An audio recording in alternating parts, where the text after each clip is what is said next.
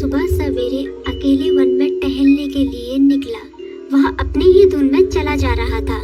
लगता था उसके दिमाग में कोई उलझन है जिसे वह सुलझाने की कोशिश कर रहा था।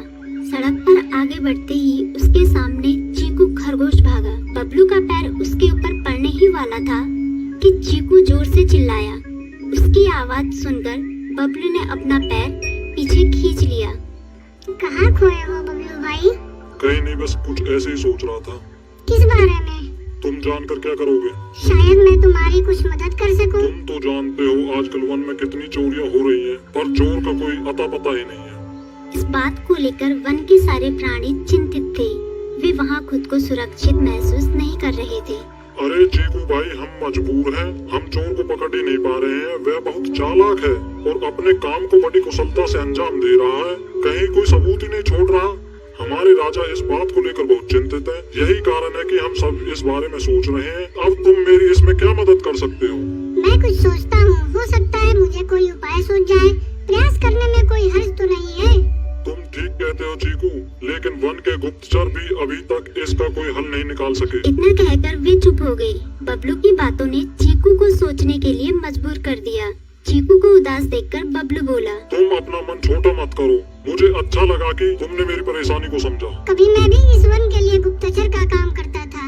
एक बार मेरी टांग टूट जाने से मेरे अंदर फुर्ती नहीं रही। तब से मैंने यह काम छोड़ दिया। चीकू, तुम चाहो तो यह काम दोबारा कर सकते हो। वन के प्राणी ज्यादातर दिन में भोजन की तलाश करते हैं, वे रात को आराम करते हैं। तुम दिन रात दोनों में ही भोजन की तलाश में निकल सकते हो सकता है रात को तुम्हें कुछ ऐसी बातों का पता चल जाए जो हमारे काम की हो। हाँ बबलू, तुम ठीक कहते हो। मैं आज रात को वन में घूमकर इस बात का पता करने की कोशिश करता हूँ। थोड़ी देर बातें करके चीकू अपने बिल की ओर बढ़ गया और बबलू अपने रास्ते चला गया। चीकू के दिमाग में अभी तक बबलू की कही बातें घूम रही थी। उसे समझ नहीं आ रहा था वह बबलू की मदद कैसे करे।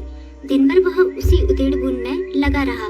शाम होते ही चीकू कुछ सोचने लगा और वह चुपचाप बिल से बाहर निकल आया। चीकू की पत्नी ने देखा तो बोली, इस समय कहाँ जा रहे हो? बाहर खतरा है। खतरा तो सुबह भी रहता है, लेकिन खतरों से डर कर हम भूखे तो नहीं मर सकते। मैं बाहर घूम कर आता हूँ। इतना कहकर चीकू रात को बिल से बाहर निकल आया।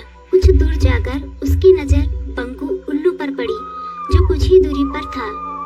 वह पेड़ की डाल पर बैठा अपनी गर्दन चारों तरफ घुमा रहा था। वह तेजी से पेड़ की एक डाल से दूसरी डाल पर उड़ रहा था। बंकू की नजर उस पर नहीं पड़ी थी। कुछ सोचकर चीकू पेड़ के पीछे से बाहर निकलकर थोड़ी खुली जगह पर आ गया और वहां से बंकू उल्लू को देखने लगा।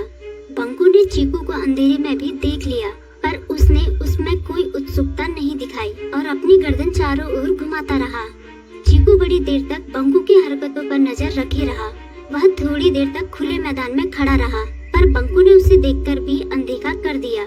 उसने महसूस किया कि बंकू के आसपास चमकू चमगादड़ भी मंडरा रहा था। कुछ देर वन में घूमने के बाद चीकू अपने बिल में लौट आया और सुबह होने का इंतजार करने लगा। अगली सुबह बबलू उसी रास्ते में जा रहा था। रास्ते में चीकू उसका इंतजार कर रहा था। आज बड़ी जल्दी आ गए बबलू। हाँ, आजकल मुझे चिंता की वजह से नींद नहीं आती। कोई नई खबर है क्या? यकीन से तो मैं नहीं कह सकता, पर मैं तुम्हें ऐसे प्राणी का नाम बता सकता हूँ जो शायद चोरों की मदद कर रहा है। कौन है वो? बंकू उल्लू। इतना कहकर चीकू ने रात की घटना उसे ज्यों की त्यों सुना दी। इसे सुनकर बबलू का माथा ठनका। बबलू की आंखें चौंधिया गई। तुम ठीक कह रहे हो। मुझे आज रात बंकू और चमकू पर नजर रखनी होगी। इतना कहकर वे दोनों अपने अपने रास्ते चले गए। बबलू रात को अपने साथियों के साथ बंकू पर नजर गड़ाए रहा। उसकी संदिग्ध गतिविधियों को देखकर बबलू ने उसे उसके साथियों चंकी और संकी लोमड़ के साथ पकड़ लिया। बबलू ने सख्ती से पूछताछ करनी शुरू कर दी। तुम इस समय बंकू चमकू के साथ क्या कर रहे हो? हम चारों दोस्त हैं, इसलिए साथ बैठकर बातें कर रहे हैं।